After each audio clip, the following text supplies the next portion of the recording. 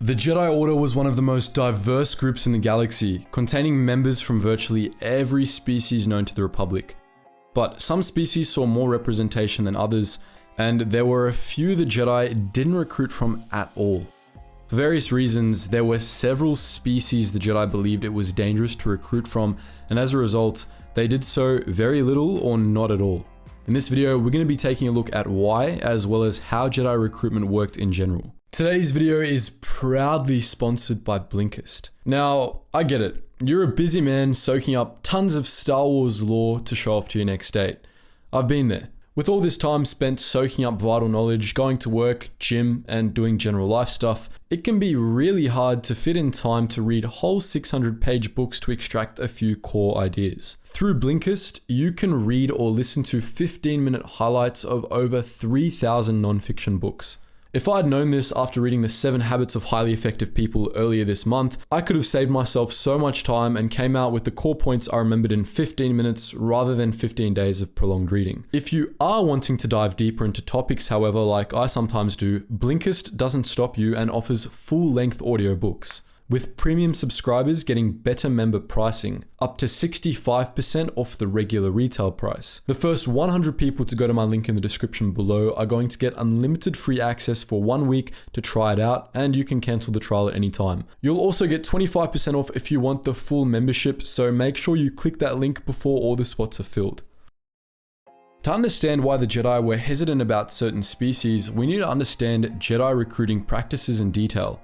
For tens of thousands of years, Jedi Knights discovered Force sensitives all over the galaxy and brought them into the Order.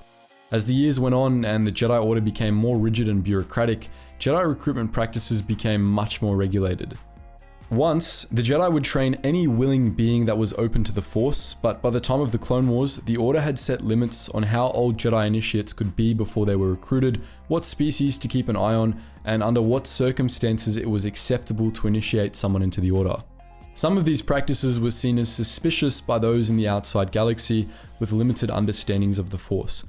The most heavily criticized Jedi recruitment practice was the Order's stipulation that Jedi initiates should be separated from their parents as soon as possible. The Jedi were often accused of being baby snatchers, an accusation that had no basis in reality whatsoever, as both Republic law and the Jedi Council forbade Jedi recruiters from taking children without the express permission of their guardians. Even then, however, many in the Republic saw the Jedi recruitment policy as cruel, and the Order constantly faced accusations of brainwashing.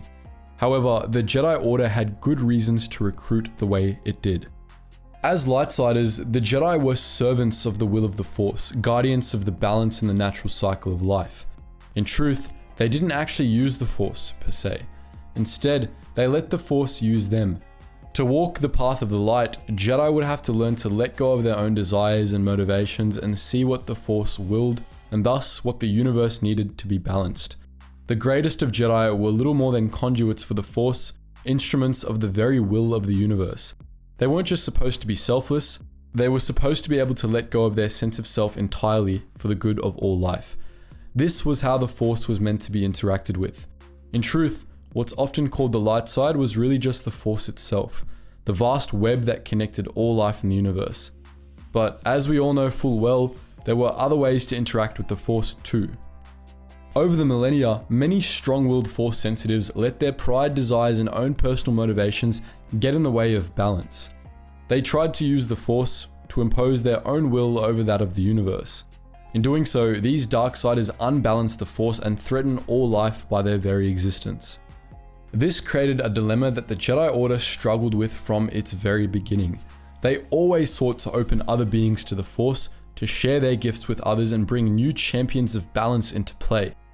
But with every mind the Jedi opened to the Force, they risked unleashing the dark side upon an unsuspecting galaxy. Jedi recruitment policy was designed to open as many beings up to the Force as possible while minimizing the risk of the dark side, at least within their own ranks. The rules in place by the time of the Clone Wars had been developed by bitter millennia of trial and error. Multiple Jedi schisms and wars with the Sith had taught the Order the danger that the dark side posed when it spread within Jedi ranks, and the Council was right to be wary of it. To quote an old children's rhyme, "The Jedi who fall are the most dangerous of all." As the Jedi had learned over the years, the most common reasons that the Jedi fell to the dark side were attachments and other strong emotions. Now, this didn't mean what a lot of people seem to think it meant. The Jedi teachings didn't encourage people to become sociopaths, though, as Ki-Adi-Mundi shows, some Jedi did anyway. The Jedi didn't teach that all emotion was wrong, and they didn't try to get young kids to be like Spock. Rather, Jedi wanted to be able to set their emotions aside when needed, to be free of attachments so they could be truly open to the will of the Force. It was inevitable that Jedi would feel strong emotions at some point or other, but the Jedi weren't trying to work against that inevitability. They wanted to prevent those strong emotions from being anything more than a passing impulse. All of that, of course, was easier said than done. Most beings developed attachments and deep-set emotional impulses at a very early age, which was why the Jedi focused on taking children as early as possible. They didn't take babies because they wanted to brainwash them, but rather because they didn't want them to form emotional attachments to parents, caregivers, or anyone else, and they especially didn't want them to adopt their parents' prejudices. If the Jedi were going to open a being up to the Force, it was best that that being grow up in the Jedi Temple or a Jedi Enclave, where they would only be surrounded by those who would readily dissuade them from forming attachments or prejudices. This was also why the Jedi saw it as dangerous to recruit from certain species. Different species had different instincts, different neural patterns, and even different kinds of emotional impulses. This made some species more favorable for Jedi recruitment. An example of this would be the Miraluka, a species of near-humans who could only see by perceiving life through the Force, which naturally led them toward the light side. But for other species, certain traits made them particularly open to the dark side instead. In a few cases, species were almost instinctively drawn toward the dark side by a sort of natural viciousness. The power-hungry Sith purebloods and the cannibalistic Rakata were prime examples of this, and for obvious reasons, the Jedi never considered members of either species for recruitment. By the time of the Clone Wars, most of these species were long extinct, a fate that, more often than not, was self-inflicted. More commonly, Jedi avoided species because of traits that naturally led to strong emotional attachments. Species that had natural hive minds were the most prominent members of this category. Hive minds were in themselves a sort of strong emotional attachment, one that members of some species were actually incapable of breaking. They prevented the Jedi from keeping initiates insulated from negative influences in their formative years, even when individuals from a certain species were removed from their birth communities. It was probably possible for members of hive-minded species to be Jedi, but it would have been very difficult, and by the time of the Clone Wars, the Jedi tended to err on the side of caution and avoid them entirely. Species with strong hive minds included the Geonosians, the Killiks, and the Billars. Geonosian hive minds made the Geonosians naturally xenophobic and loyal to their own hive above all others, dangerous attachments that would assuredly have led them to the dark side of the Force. The Killiks, another insectoid species, had a hive mind that worked in the opposite way. They instinctively sought out beings from other species to integrate into their hives. These joiners, as they were called, would become part of the hive mind, and their thoughts and emotions would be telepathically shared with the other Killiks. The Jedi Order was never in a position to recruit Killiks, but if they had been, they would have avoided these highly social insectoids, as the nature of their hive mind made it extremely easy for dangerous emotional impulses to spread through Killik hives. Billars, on the other hand, had group minds, which made it impossible to isolate Force-sensitive individuals for training. Individual Billars were unintelligent, and they only achieved sentience when they formed clackers, bonded groups that thought as a single individual, kind of like Lekgolo worms from Halo. This made Billars unsuitable for Jedi training, as the odds were strongly against an entire clacker being Force sensitive. If that wasn't the case, then it may not have been possible to teach the clacker the ways of the Force, as only part of the whole would have been open to the Force.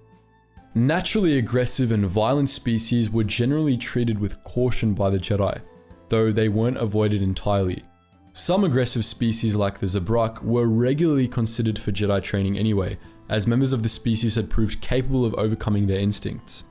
These species were all treated with caution, however, and Force-sensitive individuals that were exposed to war or protracted violence at an early age were often passed over due to risks posed by trauma. Other species were avoided by Jedi recruiters because they had some level of inherent resistance to the Force. Species like the Hutts, Toydarians, and Yinchori had a natural mental resistance to the Force due to the complexities of their neural structures. Many members of these species boasted that this made them immune to Jedi mind tricks, but it also had the effect of making it harder to open their minds to the Force. Again, the Jedi didn't rule out these species entirely, but they had a tendency to pass them over for recruitment. So that was our look at Jedi recruitment and why the Jedi didn't recruit from certain species. But what do you think? Would you like us to look at the Jedi Order more in the future? Let us know your thoughts in the comment section below. And just before you click on those suggested videos, guys, make sure you check out our new channel called The Braved, where we go through all different eras to find the most badass individuals of these eras and transform it into epic video form. So that's the first link in the description. And if you're more keen on music, we have our Relax Jack music channel, where we take music from that channel and use it in a lot of the videos you listen to here.